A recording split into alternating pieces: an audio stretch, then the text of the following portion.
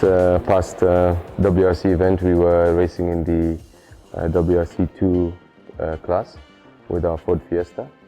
You know, it's always nice, the days running up and, you know, preparing for the rally. It's always an anxious moment. And as with rallying, we all know that you need a bit of luck, some very good preparation, but a lot of it is down to luck also.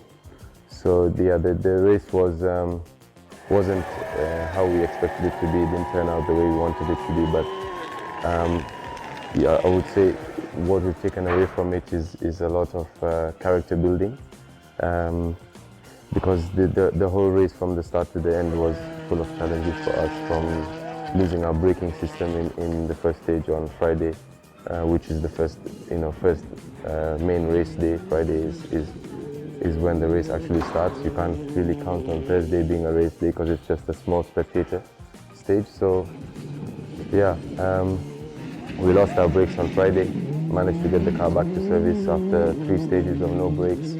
But by then you're so far behind the rest of the pack, and there's very little to fight for. And the same on Saturday morning, the first stage of the morning, we lost our power steering. The Fiesta is a bit notorious for that. We never know when the steering will fail, but it just happened to happen in the first stage on Saturday. So every morning, the first stage of the day, in the first few kilometers, we had a failure of something that would actually prevent us from being able to drive at a very optimum pace. So just kept on being pushed behind and further back. So what I can take away from it is that I didn't give up. You know, the old me.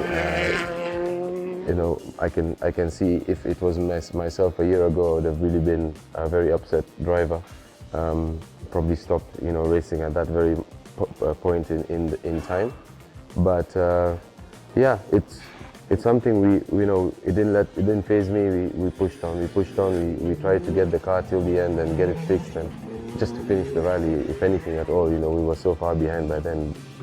And yeah, unfortunately, on the third day, we ingested a lot of fresh into the gearbox housing, and this affected the operation of our clutch system, which meant the clutch began to slip quite drastically.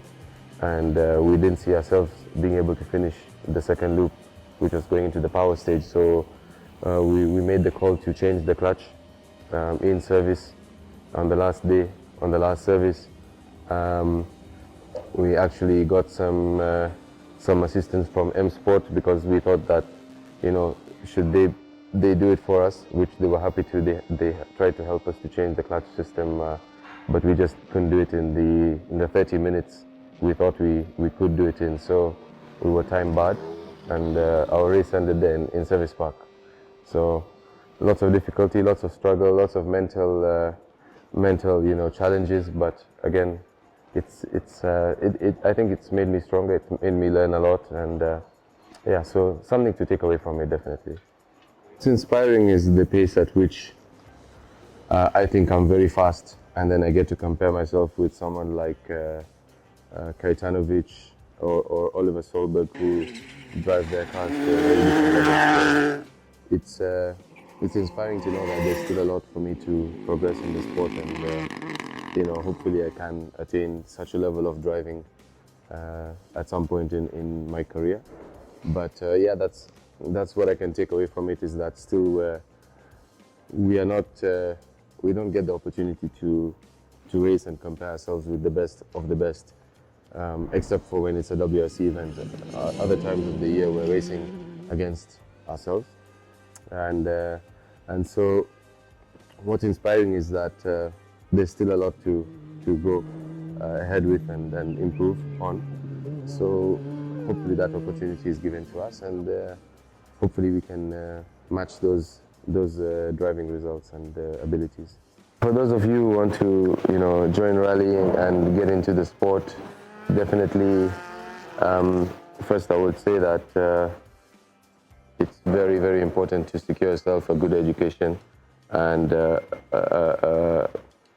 career that can at least assist you to finance your way into the motorsports world. But any drivers who are wishing to take part in a WRC event, who are currently just taking part in the KNRCs, depends on what you want to accomplish. If it's just you want to take part in the WRC because you can tell people you did a WRC event, fine. But if you want to do it and perform, it's a whole different approach, especially when it comes to your fitness levels, because these drivers don't reduce their performance. If anything, they maintain a certain level of performance throughout the whole weekend. And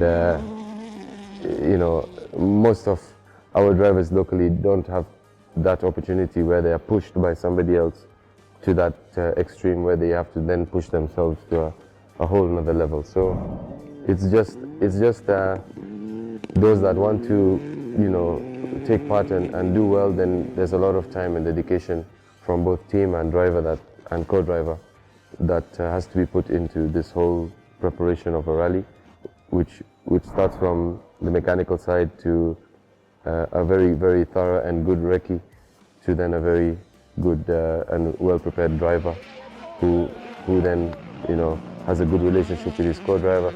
Everything has to work out, and also your mental state.